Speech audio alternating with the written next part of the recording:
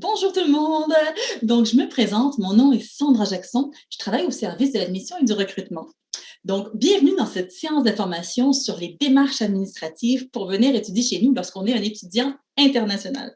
Donc, je vous rappelle que ce webinaire est construit vraiment avec vos questions. Donc, surtout, n'hésitez pas à nous les poser via l'onglet questions-réponses de votre fenêtre Zoom. Donc, à la fin du webinaire, on va vraiment prendre un maximum de questions pour répondre à plusieurs de vos interrogations.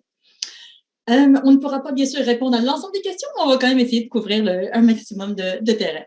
Cette séance également, elle va être enregistrée. Donc, si jamais vous voulez la revisionner plus tard, bien, sachez qu'elle sera disponible sur notre site web admission.montréal.ca.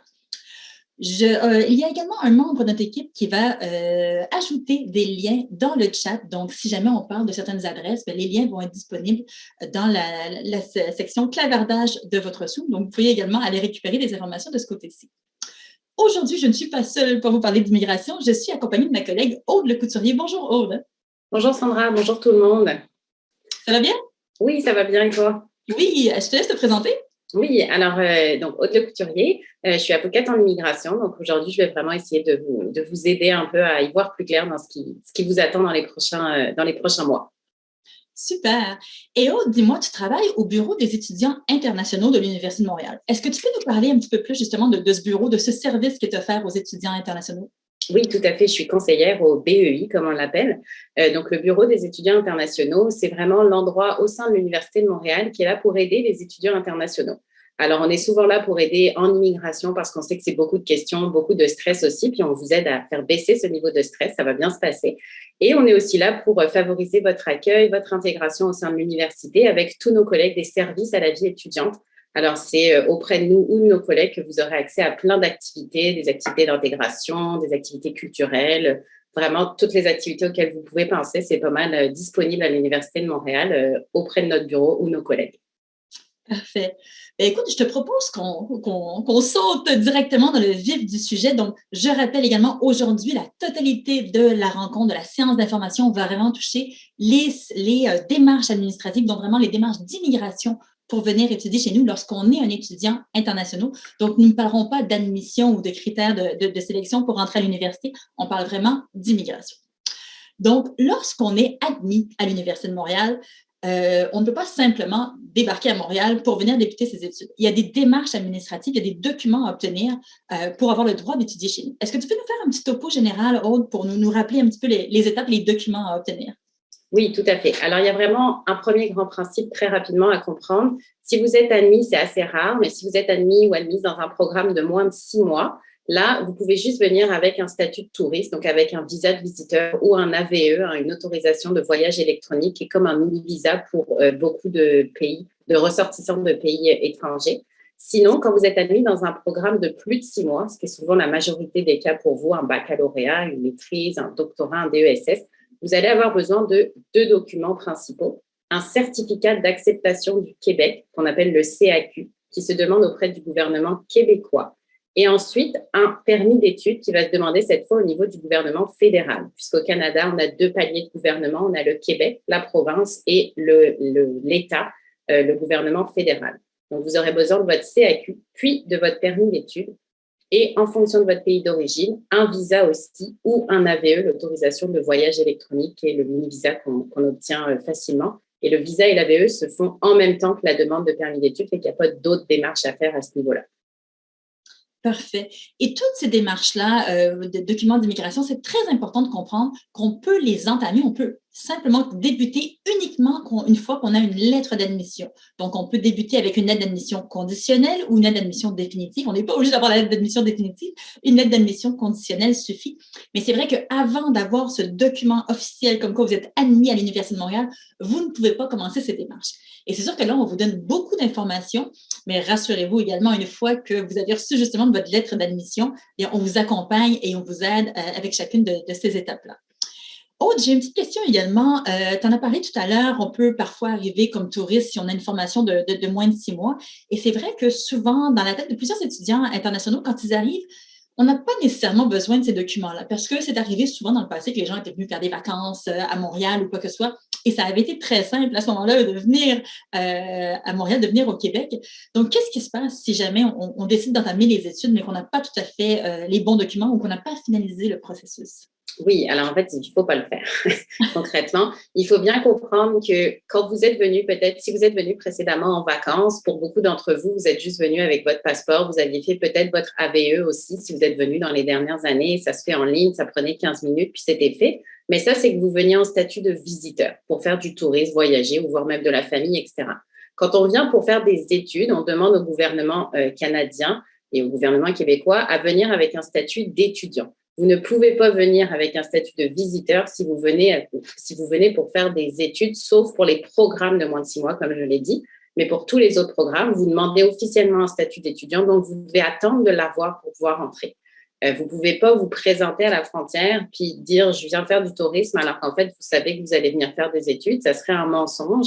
Et un mensonge ici au Canada, dans la loi, c'est vraiment une infraction. Ce n'est pas juste une petite mauvaise information qu'on a donnée.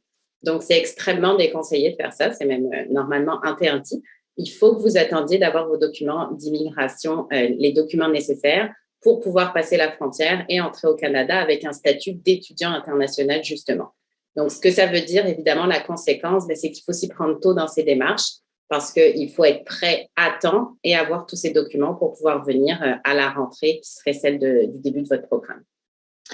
Aude, tu indiques que le but, c'est de s'y prendre le plus tôt possible. En même temps, on ne peut pas commencer tant qu'on n'a pas une lettre d'admission de l'université. La rentrée scolaire étant quand même à une date fixe. Est-ce qu'on a le temps de faire tout ça? Quelle est la durée ou les délais pour obtenir chacun de ces documents?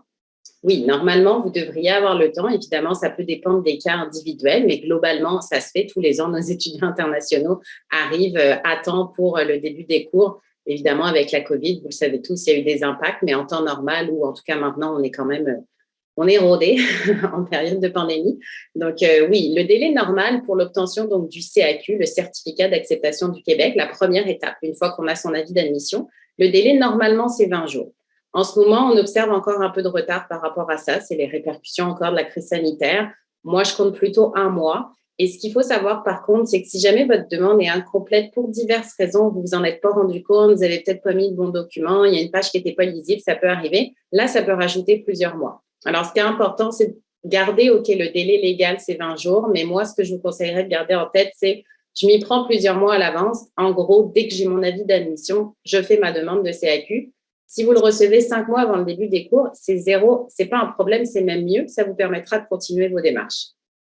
À l'inverse, pardon, je continue sur le permis d'études. Au niveau du permis d'études, donc la deuxième étape, une fois qu'on a son CAQ, les délais affichés en ce moment, je les ai regardés hier, c'est de 11 semaines. Cependant, il faut faire attention, c'est un délai moyen général à tous les bureaux des visas canadiens. Les bureaux des visas canadiens, c'est les bureaux qui traitent les demandes de permis d'études. Et ce délai peut varier en fonction de votre pays d'origine et du bureau responsable. Donc, gardez en tête là aussi, vous ne dites pas « Ah, c'est 11 semaines, c'est bon, je dépose à 11 semaines, moins un jour ». Faites plutôt l'approche inverse le plus tôt possible. En gros, dès que vous avez les documents nécessaires pour chaque étape, faites l'étape, ne perdez pas plusieurs semaines. Parfait. Donc, c'est ça, le temps est notre meilleur allié, en fait. Hein? Tout à fait. Plus on a du temps, mieux ça se passe dans ce genre de démarche. Aude, on est encore en période de pandémie. C'est sûr que ça évolue constamment, hein, système de vagues, les règles changent un peu continuellement. Donc, on aimerait bien avoir une boule de cristal et savoir concrètement qu'est-ce qui va se passer pour septembre prochain. Malheureusement, on ne peut pas anticiper aussi loin. Mais est-ce que tu peux quand même nous faire un petit topo de, en ce moment, qu'est-ce qui se passe au niveau des frontières, des vaccins, comment ça se passe? Oui, tout à fait. Alors, la bonne nouvelle, c'est que la grosse question souvent que les gens se posent, c'est est-ce que les frontières canadiennes sont ouvertes pour pouvoir venir étudier au Canada? La réponse est oui. Et elles sont réouvertes depuis maintenant quasiment, en tout cas, vraiment plusieurs mois, voire même peut-être années. Il y a eu des critères, etc. Donc, on ne s'attend pas normalement à ce que les frontières referment à ce niveau-là pour les étudiants internationaux. On le voit d'ailleurs en ce moment, même avec Omicron et avec les nouvelles restrictions qui sont entrées en vigueur un peu partout dans le monde, les étudiants internationaux ont toujours eu le droit de passer. Fait que ça, évidemment, on n'est pas devin, mais on peut imaginer que normalement, les étudiants internationaux vont pouvoir continuer d'arriver, même si la situation sanitaire change comme elle a changé récemment, par exemple. Par contre, le critère pour entrer au Canada, que ce soit en touriste, en étudiant, en travailleur, n'importe quoi, c'est d'être vacciné, entièrement vacciné, et d'être vacciné avec un vaccin qui est accepté par le gouvernement canadien. Le gouvernement canadien en accepte quand même une longue liste et cette liste est mise à jour régulièrement. Alors, c'est important si jamais vous n'êtes pas, par exemple, déjà dans la liste, si vous êtes présentement vacciné, mais avec un vaccin qui n'est pas encore accepté, dites-vous que peut-être cette évaluation canadienne va changer dans les prochains mois, donc allez voir régulièrement la liste. Si vous êtes sur un vaccin déjà accepté, par contre, sachez que ça ne changera pas normalement, donc là, vous êtes bon et vous remplissez le critère. Fait que le seul critère, c'est d'être entièrement vacciné. En ce moment, entièrement vacciné, ça veut dire 2 doses pour la plupart des vaccins, sauf les vaccins unidoses. Et peut-être éventuellement que ça va passer à 3 doses dans plusieurs mois quand tout le monde sera vacciné et que l'obligation vaccinale sera à 3 doses, mais présentement, c'est 2 doses. Donc, c'est vraiment ça. Et la dernière chose que je dirais par rapport aux règles, à la situation sanitaire, c'est que le gouvernement canadien a mis en place un site d'auto-évaluation pour vérifier à n'importe quel moment si vous remplissez les conditions pour entrer. On est en train de vous partager le lien en ce moment, donc vous allez pouvoir le voir et puis voir ce petit, c'est un questionnaire d'auto-évaluation. Puis je vous inviterai avant n'importe quel voyage à le remplir à chaque fois. Vous pouvez le remplir 4000 fois si vous voulez. Et vous répondez à des questions, puis ça va vous dire si oui ou non, normalement, vous pouvez rentrer. Puis ce formulaire est mis en ligne en temps réel quand il y a des changements, peut-être 24 heures, là, mais c'est vraiment rapide. C'est un très bon outil à avoir en cette période où il y a toujours quand même parfois des incertitudes. Parfait. Donc, il faut suivre la situation. Pour l'instant, c'est ce qui se passe. Et en effet, comme tu dis, il faut rester un petit peu connecté pour voir s'il y a des changements. Tout à l'heure, j'expliquais que pour démarrer les démarches d'immigration, il fallait avoir obtenu une lettre d'admission conditionnelle ou définitive. Mais est-ce qu'il y a des choses que l'étudiant peut quand même faire un petit peu d'avance? Est-ce que tu as des conseils, des trucs ou des astuces qui pourraient aider l'étudiant à se préparer, même s'il ne peut pas encore concrètement faire sa demande de CAQ ou de permis d'études? Oui, tout à fait. Alors, la première chose, ça serait évidemment de vérifier que vous avez un passeport valide, puisque l'autre document absolument indispensable pour n'importe quelle demande de document d'immigration, que ce soit le CAQ, le permis d'études ou les visas AVE, c'est un passeport valide. Au niveau de la demande de CAQ, vous avez besoin que votre passeport soit valide. Ce n'est pas dramatique s'il n'est pas valide pour toute la durée du programme. Par contre, au niveau du permis d'études, c'est vraiment recommandé que votre passeport soit valide pour toute la durée du programme. Sinon, votre permis d'études va expirer à la date de fin de votre passeport. Alors ça voudrait dire que, par exemple, si vous êtes admis dans un baccalauréat de 3 ans, puis que votre passeport expire, par exemple, fin 2023, mais votre permis d'études va expirer en 2023 alors que votre programme d'études continue. Vous serez obligé de renouveler puis de payer des frais supplémentaires de renouvellement de permis d'études. Donc, mon conseil en ce moment, puisque là, on est encore fin janvier, c'est aller regarder vos passeports, puis regarder quand est-ce qu'ils expirent. Puis s'ils expirent avant la fin de vos programmes d'études, soit renouvelez-les dès maintenant, soit gardez en tête que ça veut dire que votre permis d'études expirera à la fin de votre passeport et que vous aurez besoin de le renouveler. Vous aurez le droit de le renouveler, mais ça veut dire que vous devrez le faire. Fait que ça, c'est mon conseil numéro 1. Le conseil numéro 2, si jamais vous êtes vraiment très stressé des démarches d'immigration, ce que je comprends, sachez déjà que ça va bien se passer. C'est assez désagréable. Il faut remplir plein de formulaires. C'est pas très drôle. Mais si vous prenez le temps de le faire, ça se passe bien. C'est juste plein de questions à répondre. Mais si ça vous stresse beaucoup, allez les regarder à l'avance. Allez regarder les formulaires, téléchargez-les ou regardez-les en ligne. Puis voyez un peu toutes les questions qu'on va vous poser. Vous pouvez déjà commencer à préparer tous ces renseignements. Comme ça, le moment venu, quand vous aurez votre avis d'admission, votre passeport valide, vous pourrez remplir toutes vos demandes, puis vous saurez déjà quoi mettre dedans. Ça vous fera gagner du temps.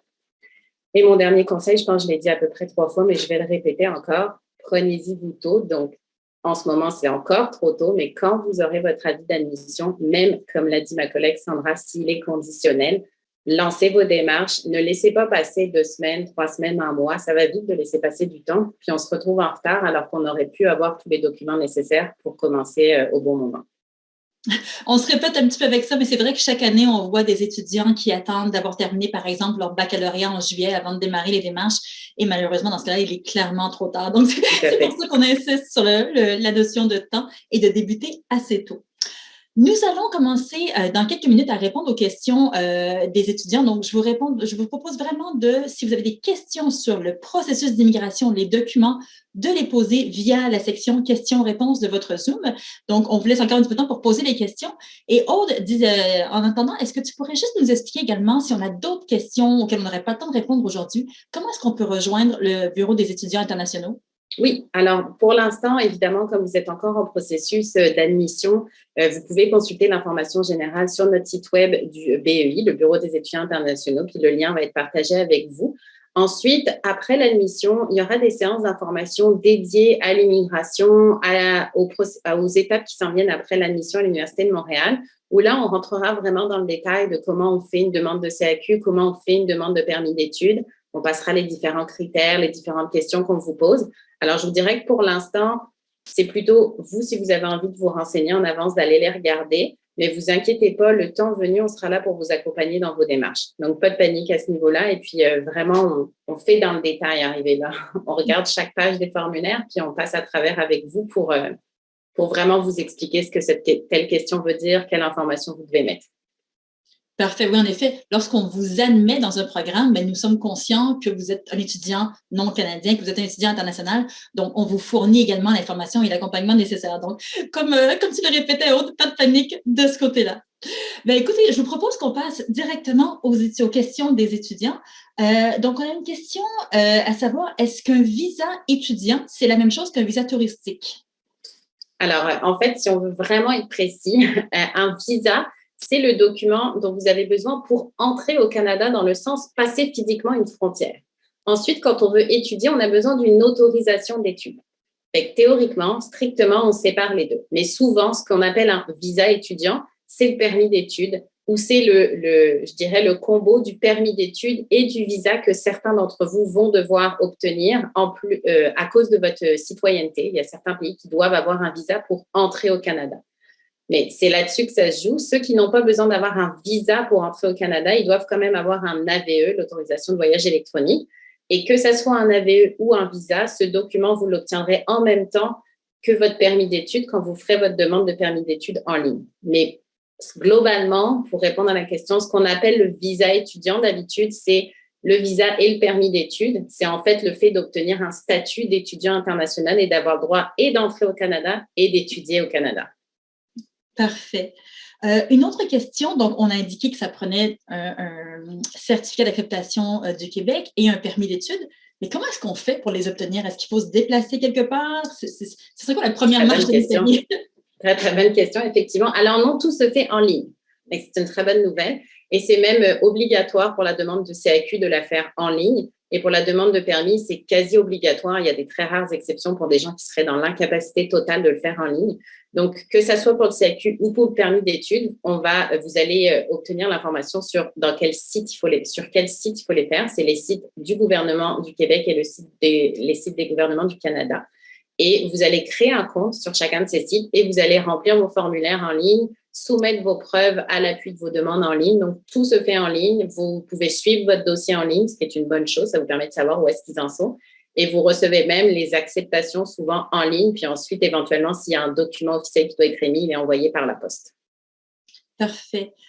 Donc, en effet, tout se fait en ligne, à l'exception d'une petite chose qu'il faut quand même faire en personne, c'est de fournir les données biométriques pour le permis d'études. Tout à fait. Il faut aller donner les données biométriques. Un étudiant qui nous pose une question, dans son pays d'origine, la Nouvelle-Calédonie, il n'y a aucun endroit où on peut les fournir. Qu'est-ce qu'elle doit faire dans ce cas-là? Ça veut dire que vous allez malheureusement devoir vous déplacer dans le centre de collecte des données biométriques les plus proches de votre lieu de résidence. Alors, si vous, en Nouvelle-Calédonie, il n'y a pas de centre, il va falloir regarder en ligne. Normalement, même Immigration Canada, donc le ministère du Canada qui s'occupe des questions d'immigration, auprès duquel vous déposez votre demande de permis d'études, souvent quand ils vous demandent de passer les données biométriques, ils vous indiquent les centres les plus proches. Mais sinon, en ligne, si vous tapez dans votre moteur de recherche centre collecte données biométriques, vous pouvez rentrer votre pays de résidence et regarder les centres les plus proches et vous devez prendre celui qui est le plus proche de votre lieu de résidence. Mais vous allez devoir vous déplacer parce qu'il y a une obligation de fournir ces données biométriques quand on ne les a pas déjà fournies, quand on fait une demande de permis d'études. Parfait. Et au niveau, on nous pose la question, Julie, au niveau des démarches pour la santé, est-ce qu'il y a des informations à connaître pour une étudiante venant de France, par exemple? Est-ce qu'il y a des examens médicaux ou démarches vraiment reliées au statut de la santé de la personne, de l'étudiant? Alors, certains citoyens de certains pays, mais c'est assez rare, doivent passer un examen médical pour avoir le droit d'obtenir un visa et un permis d'études. D'habitude, c'est les pays qui doivent obtenir un visa et doivent, en tout cas, si vous n'avez pas à obtenir de visa, vous n'aurez pas à passer d'examen médical. Certains pays avec visa doivent en plus passer un examen médical. C'est assez rare. Vous pouvez ça aussi le vérifier en ligne. Mais par exemple, pour la France, non, il n'y a pas, si votre citoyenneté est la citoyenneté française, vous n'avez pas besoin de passer d'examen médical pour pouvoir obtenir un permis d'études, ça c'est certain. Et éventuellement, le seul autre moment où vous pourriez avoir à passer un examen médical, c'est si vous venez étudier dans des programmes où vous allez avoir des stages pratiques obligatoires dans le domaine de la santé ou dans le domaine de l'éducation et de l'enfance. Dans ce cas-là, par exemple, on va dire soins infirmiers. Si vous êtes admis dans un baccalauréat en soins infirmiers, vous avez des stages pratiques obligatoires, ça fait partie de la formation. Et comme c'est dans le domaine de la santé, là, vous devez avoir passé un examen médical avant. Donc ça, c'est très spécifique. Puis d'habitude, là, je pense qu'on essaie de faire, c'est que ces étudiants-là vont recevoir l'information qu'ils doivent le passer. Mais sinon, quand vous faites votre demande de permis d'études, c'est très bien fait. Ça fonctionne aussi avec plein de questions. Puis vous répondez aux questions. Puis si vous répondez, ça va vous dire ce que vous devez avoir pour avoir les autorisations nécessaires. Parfait. Une question de Jessica qui se demande, en général, les étudiants internationaux peuvent arriver au Canada combien de temps avant leur rentrée? C'est sûr qu'ils peuvent arriver dès qu'ils ont leurs documents, mais est-ce qu'on pourrait arriver aussi tôt qu'avril-mai? Alors non, avril-mai, ça serait un peu tôt.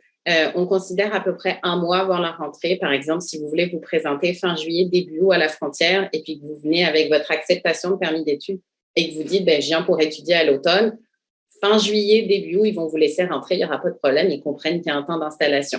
Si vous voulez venir beaucoup plus tôt, là, il va falloir venir en visiteur d'abord. Donc, dire que vous venez faire du tourisme, parce que si vous arrivez en mai, vous ne venez pas pour étudier puisque les études sont à l'automne. Donc, vous rentrez comme touriste, si vous avez le droit d'entrer comme touriste. Et ensuite, il va falloir aller chercher votre permis d'études à la frontière pour pouvoir activer votre statut d'étudiant pour la rentrée. Fait que je dirais que globalement, surtout en ce moment, les frontières, c'est toujours un peu plus compliqué avec la crise sanitaire. Je ne conseillerais pas de faire ça. J'attendrai encore quelques années avant de faire 2 mois de tourisme au Canada.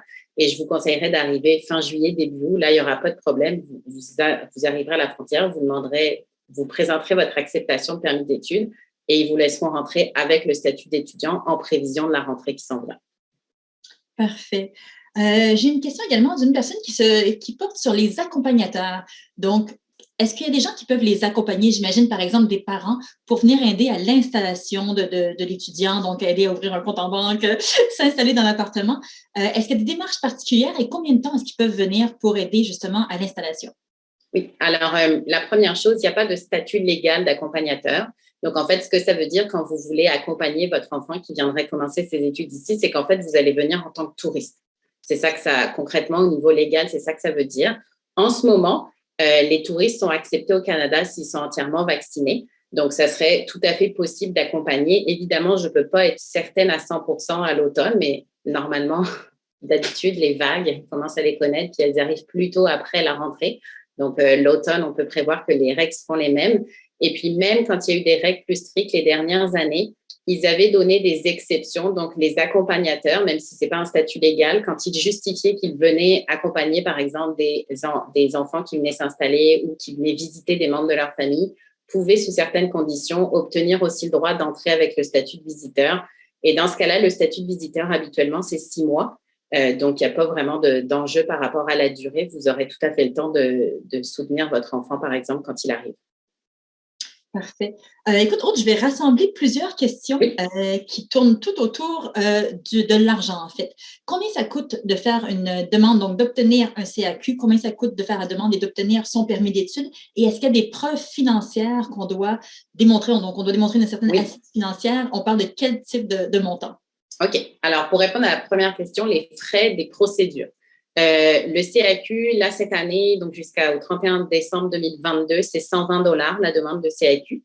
Ensuite, au niveau du permis d'études, les frais pour cette année, à moins qu'ils changent, c'est 150 $ pour le permis d'études, 85 $ pour les données biométriques Et pour les personnes qui doivent obtenir un visa en plus à cause de leur pays d'origine, c'est 100 $ en plus qui se rajoutent. Donc ça, c'est pour les frais de procédure. Donc, voilà, ça, c'est les montants de procédure. Ensuite, dans les demandes, oui, effectivement, pour pouvoir étudier au Canada, vous devez démontrer que vous avez les ressources nécessaires pour le faire. Et ces ressources nécessaires, ça inclut plusieurs choses, dont certains qui ont des barèmes spécifiques. Alors, pour les ressources nécessaires, d'habitude, ce que ça inclut, c'est les droits de scolarité pour la première année minimum. Donc, vous devez démontrer que vous avez les ressources pour payer les droits de scolarité pour au moins la première année de votre programme. Et cette information, le montant des droits de scolarité, vous l'aurez dans votre avis d'admission à la page 2. D'habitude, il y a un tableau qui donne les droits de scolarité où vous pouvez déjà la consulter sur les sites de l'Université de Montréal. Vous avez même des calculateurs de droits de scolarité en fonction de votre statut. Ça vous permet de vous donner une idée de ça serait quoi ce montant qu'il faut que vous ayez sur votre compte bancaire et que vous allez devoir démontrer aux autorités.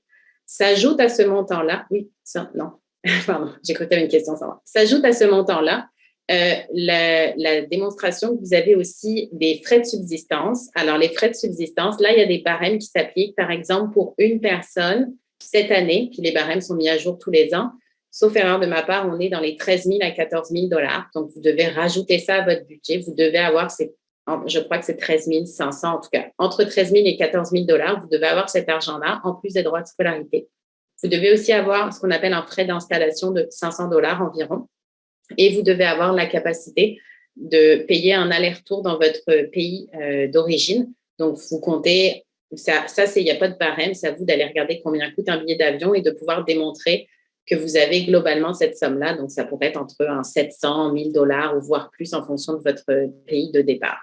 Donc, tout ça, vous l'ajoutez, vous faites un budget, vous ajoutez chaque ligne. Ça va vous donner un total global de ce que vous devez avoir. Et cette somme totale, vous devez démontrer au gouvernement que vous les avez, soit que vous en disposez personnellement dans vos comptes en banque, vous avez des économies, vous avez travaillé, etc. Soit, par exemple, que des membres de votre famille vous soutiennent dans vos études. Et donc, c'est les membres de votre famille, par exemple vos parents, qui vont devoir fournir des preuves de leurs ressources financières à eux et démontrer au gouvernement qu'ils ont les ressources pour financer votre projet d'études. Parfait. Je rassure tout de suite les gens parce que je vois des questions passer à ce sujet. Oui, la séance est enregistrée. Elle sera disponible sur notre site web admission.umontréal.ca. Donc, vous pourrez la réécouter tranquillement en faisant des pauses et en prenant des notes. Donc, ne vous inquiétez pas sur ce sujet. Toutes ces informations-là sont, redisponibles en rediffusion, mais également, une fois admis, encore une fois, rassurez-vous, il y aura d'autres séances de formation encore plus précises juste pour vous et juste pour les étudiants admis. Et l'information également se retrouve sur les sites web en général. Écoute, Aude, on a une question par rapport au travail. Est-ce que les étudiants qui arrivent justement avec les bons documents ont le droit de travailler? Est-ce qu'il y a un permis de travail dans tout ça? Oui, alors en fait, si vous avez un permis d'études, vient avec ce permis d'études un droit de travail. Donc, vous n'allez pas avoir un autre document en plus. Votre permis d'études inclut un droit de travail au Canada sous certaines conditions.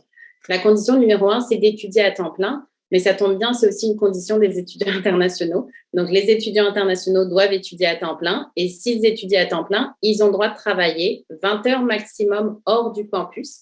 20 heures, par semaine, maximum hors du campus. Donc, ça serait par exemple si vous avez un employeur privé, vous travaillez par exemple dans un restaurant, etc.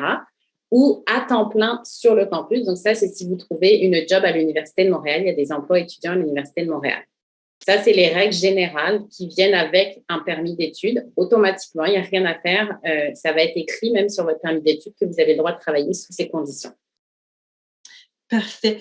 Aude, je vais répondre à 2 petites questions rapidement. Ça te laissera le temps de prendre une petite gorgée d'eau si tu veux.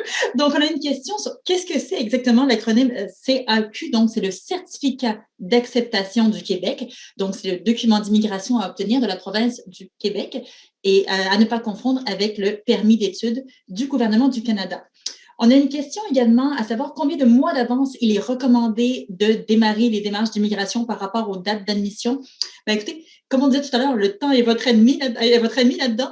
Donc, idéalement, plus tôt vous déposez une demande de candidature à l'Université de Montréal, une demande d'admission, plus tôt, nous, on peut vous donner une réponse. Donc, plus tôt, vous avez votre lettre d'admission. Et dès que vous avez la lettre d'admission, vous commencez les démarches administratives. Donc, honnêtement, plus tôt vous commencez la première étape qui est de déposer une demande d'admission, plutôt vous risquez d'avoir terminé les démarches.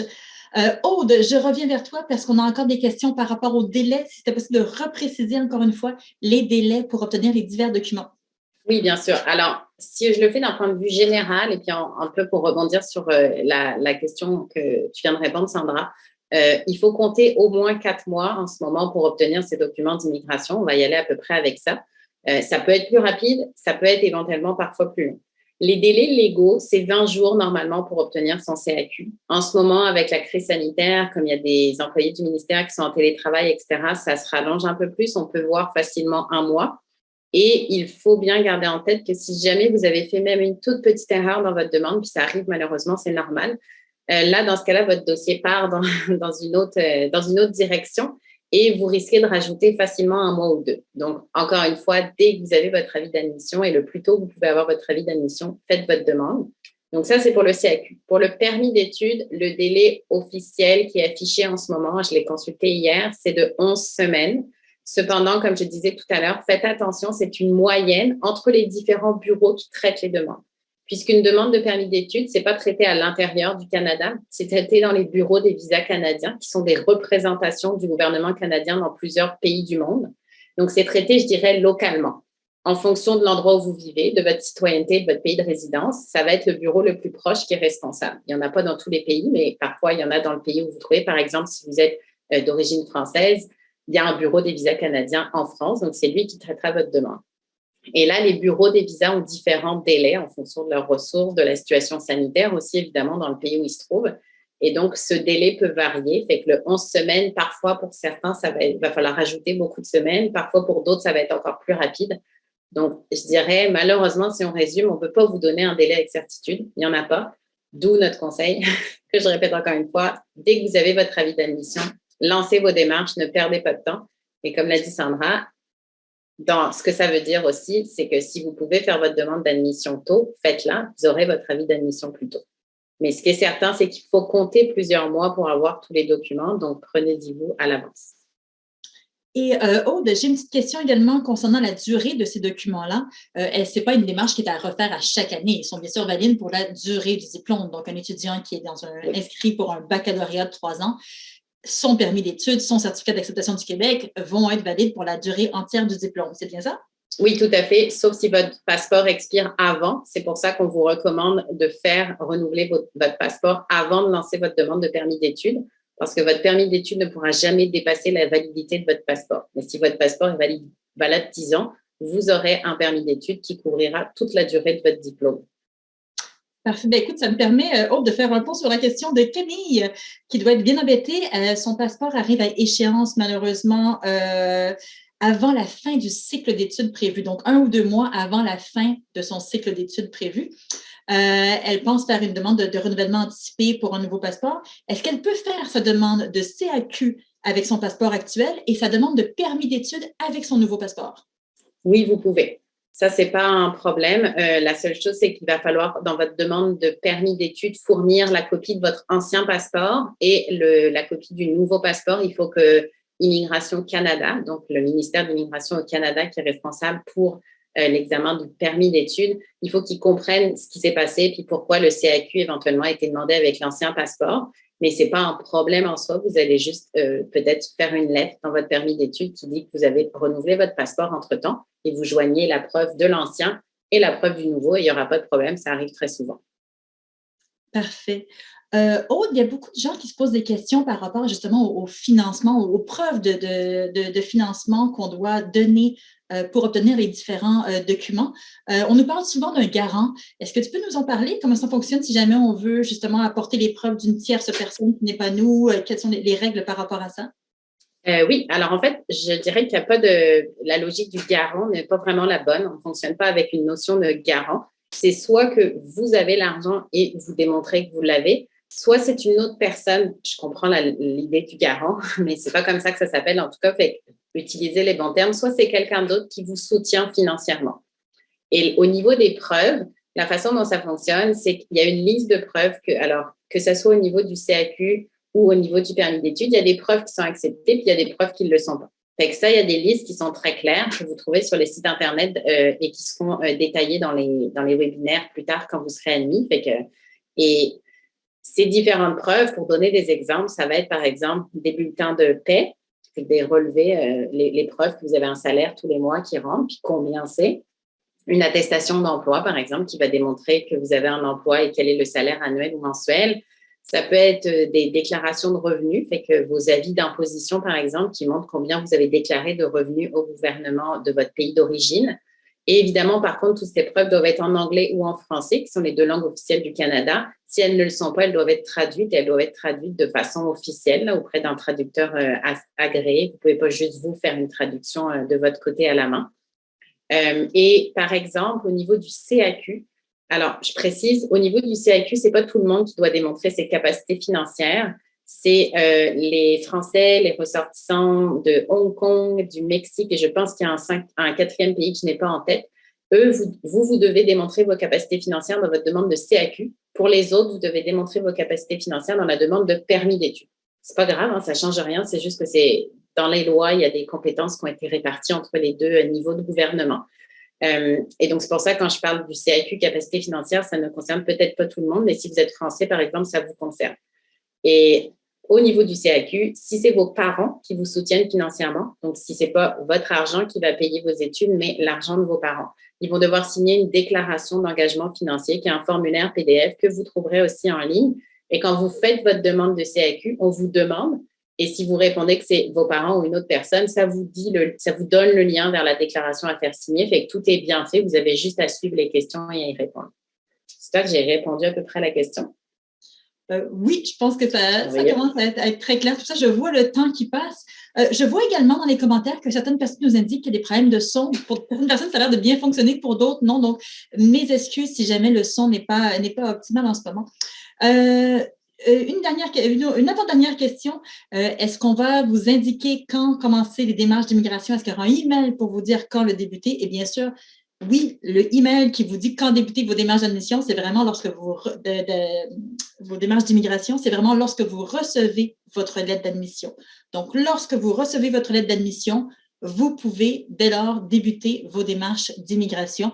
Et il y a déjà à l'intérieur de la lettre d'admission, il y a déjà beaucoup d'indications également, ou dans les courriels qui vont suivre, dans les jours qui suivent votre admission, vous allez recevoir de l'information par rapport à ça.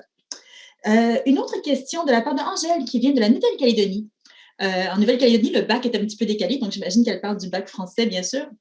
Donc, ils l'obtiennent en décembre. Est-ce qu'on doit obligatoirement attendre d'avoir obtenu le bac avant de commencer les démarches? Bien non, absolument pas. Pour déposer une demande d'admission à l'Université de Montréal, vous n'avez pas besoin d'avoir terminé votre baccalauréat, mais c'est sûr que normalement, quand vous commencez en septembre et que vous venez de la Nouvelle-Calédonie, vous avez absolument terminé votre bac. Mais dès que vous avez votre lettre d'admission, vous pouvez débuter les démarches d'immigration. Ce n'est pas relié à l'obtention ou non du baccalauréat. Aude, j'ai une dernière question par rapport aux accompagnateurs, encore une fois, mais qui ne seraient pas nécessairement des parents, mais plutôt de la famille. Par exemple, un étudiant qui voudrait venir avec sa conjointe, son épouse, est-ce qu'il y a des démarches supplémentaires à faire dans ce cas-là? OK. Alors là, dans ce cas-là, ce n'est pas pareil. Là, on parle vraiment de venir en famille pour étudier. Et si je comprends bien la question, là, on n'est pas sur des personnes qui veulent juste passer un mois ou deux avec vous le temps de votre arrivée. Là, on parle de vous venez étudier, vous voulez que les membres de votre famille proche, vos conjoints ou vos enfants viennent vivre avec vous tout le temps de vos études. Dans ce cas-là, ces personnes-là, particulièrement votre conjoint ou votre conjointe, ont le droit d'obtenir un permis de travail qui va leur permettre de travailler ici pendant que vous étudiez. Donc là, c'est vraiment, je veux bien qu'on sépare l'idée de je veux juste venir, je veux être présente sur le territoire canadien pour passer un mois ou deux avec mon enfant, par exemple, pour l'aider dans son installation. Là, il n'y a pas de statut légal pour ça. On vient juste en tant que visiteur et puis il s'avère qu'on vit avec son enfant ou qu'on l'aide. Et à l'inverse, il y a un statut légal pour le conjoint d'un étudiant international ou pour les enfants d'un étudiant ou d'une étudiante internationale. Donc, si on est sur le conjoint ou enfant, comme je disais, le conjoint ou la conjointe a le droit d'avoir un permis de travail. Et quand vous faites votre demande de permis d'études, c'est pareil, vous répondez à des questions. On vous demande est-ce qu'il y a des membres de votre famille qui vous accompagnent dans votre projet. Et si vous répondez oui, les demandes vont s'imbriquer entre elles, tout va être relié et vous allez faire officiellement une demande de permis de travail pour votre conjoint ou votre conjointe. Et vos enfants auront eux aussi les autorisations nécessaires si jamais ils sont en âge d'avoir l'obligation d'avoir par exemple un permis d'études pour pouvoir aller à l'école. Et toutes ces demandes-là vont s'imbriquer dans votre demande de permis d'études à vous, puisque vous, en tant qu'étudiant, dans ce cas-là, vous êtes le demandeur ou la demandeuse principale. Parfait. Je peux me répondre à une dernière question rapide, juste pour enlever une petite ambiguïté. Est-ce que lettre d'admission, c'est la même chose qu'une offre d'admission? Oui, lorsqu'on parle d'une lettre d'admission, c'est vraiment la lettre qui décrit qu'on vous offre une admission dans le programme que vous avez demandé. Donc, c'est dans notre langage courant. Souvent, on parle de lettre d'admission, mais c'est vraiment en effet une offre d'admission. Aude, merci énormément pour tous ces conseils, toutes ces réponses. On n'a pas pu faire le tour de l'ensemble des questions, mais je pense qu'on a quand même une bonne base. Encore une fois, cette conférence va être en rediffusion, donc vous pourrez avoir de nouveau les réponses à ces questions. Si jamais il vous en manque encore, ne vous inquiétez pas, il y a plusieurs autres conférences et plusieurs informations qui sont disponibles sur nos sites web. Donc, vous allez avoir bien rapidement une idée complète des démarches. Ce qu'on voulait surtout, c'est enlever un petit peu de stress. Souvent, on voit ça plus gros que c'est réellement. Mais tant qu'on fait ça dans les temps et qu'on essaie d'éviter aucun petit oubli, normalement, ça se passe bien. La preuve, on a énormément d'étudiants de partout dans le monde sur notre campus. Donc, écoutez, merci beaucoup d'avoir participé en grand nombre, d'avoir posé beaucoup de questions. Aude, encore une fois, merci beaucoup d'être avec nous, d'avoir participé à notre séance aujourd'hui. Merci beaucoup à l'équipe derrière, notre collègue qui vous a envoyé des liens. Et encore une fois, restez connectés. Il y a plein d'activités la semaine prochaine également, plus sur l'admission, comment déposer une demande, sur les critères et tout ça. Donc, si jamais ça vous intéresse, regardez sur notre site admission.umontréal.ca. La semaine prochaine, il y a beaucoup de rencontres de prévues. Bonne journée tout le monde. Au revoir.